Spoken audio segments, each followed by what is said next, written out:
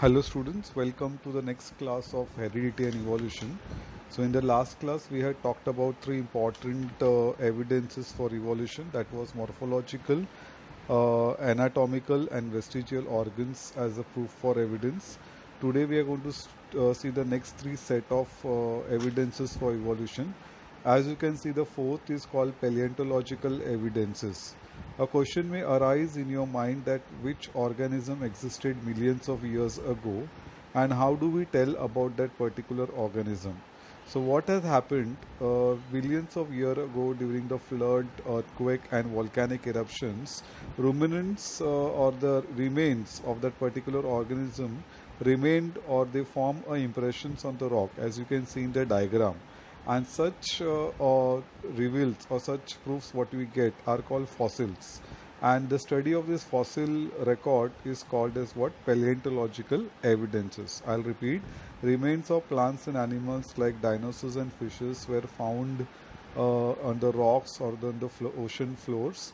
Either their actual fossils are found, bones or other body parts are found, or their impressions are found on the rocks of that particular body parts. And this type of evolution or this type of records are called fossil records, and study of such fossil records is called as paleontological evidences, which is a fourth evidences in study of proofs or evidences for evolution.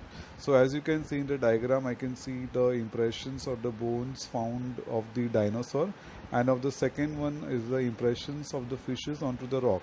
What does it indicate? That we have evolved from a common ancestor, and these evidences clearly reflect to us that these particular organisms were there at that particular time, but now they are not there. But since there is this particular fossil records what we have got, from this we can easily say that this particular animals existed at that time, and study of such fossil record is called as what? Paleontological evidences. Now, when we study these paleontological evidences, we also need to understand the concept of something called as carbon dating. Now, what is carbon dating? Carbon consumption of animals and plants stops after the death, and since then the only decaying process of carbon-14 occurs continuously. That means plant is taking carbon continuously, or animals are taking carbon continuously from the plant, but once the plant and animal dies, only the carbon-14 keeps on going outside the body of the dead plant or animal, because it is a radioactive carbon-14. So in case of dead bodies of plants and animals, instead of remaining constant, we can find out the ratio of what is the carbon-14 which has left that particular organism's dead body and the total carbon-12 present in the body.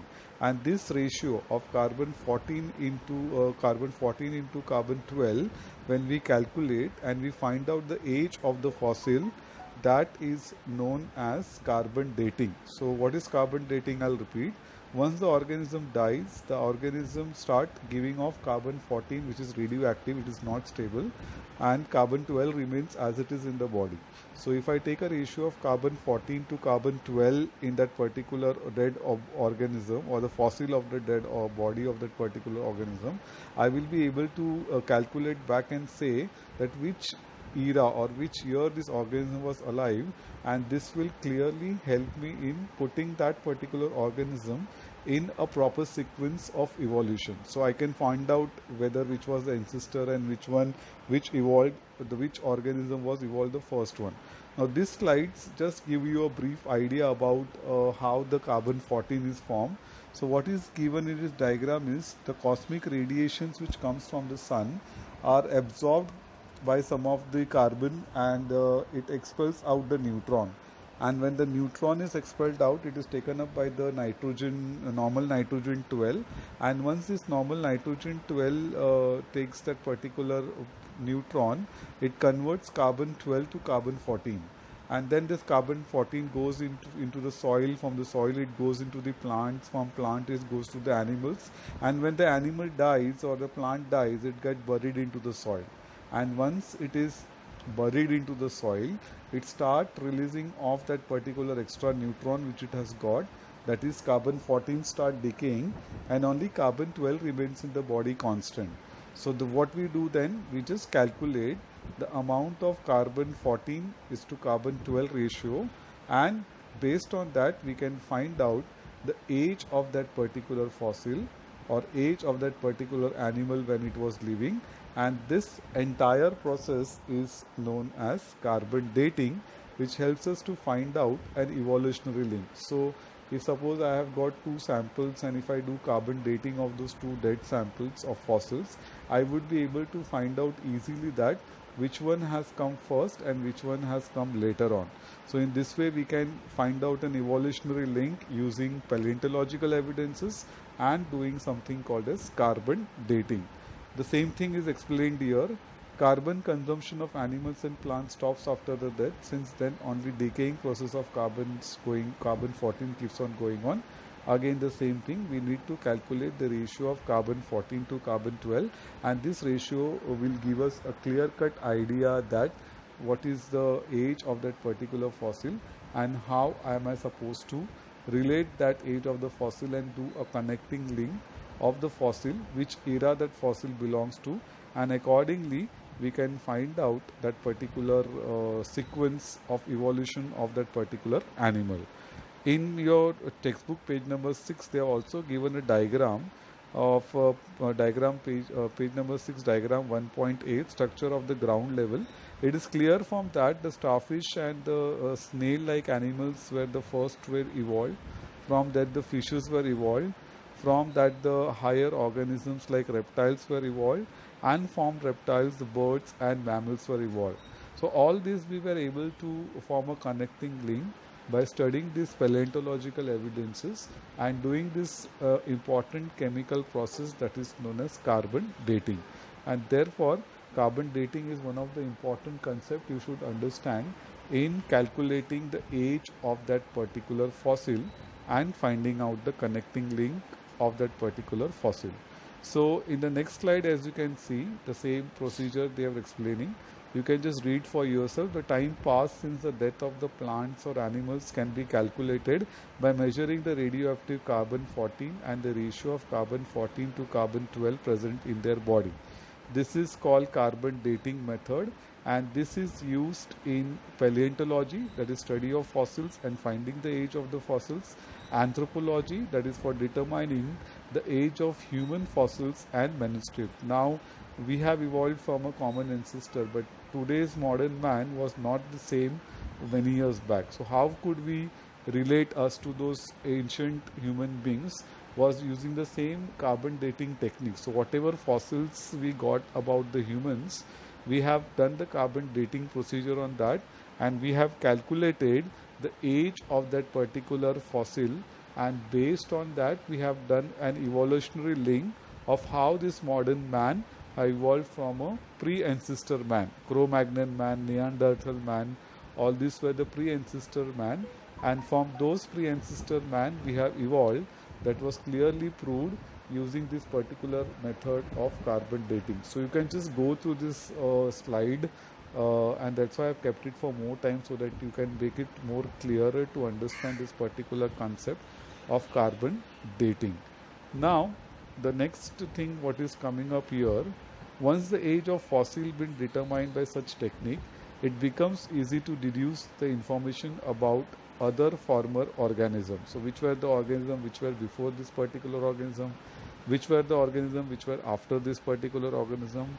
All this we are able to calculate, all this we are able to understand because of study of this particular fossil record. So it seems that vertebrates have been slowly originated from invertebrates animal, and this clearly laid down the foundation, and we have understood that all the vertebrates what we see today, vertebrates are those who are having a backbone like us.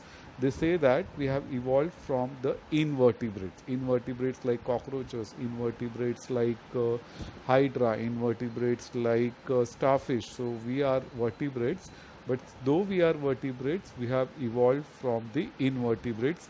This foundation was clearly given by carbon dating procedure.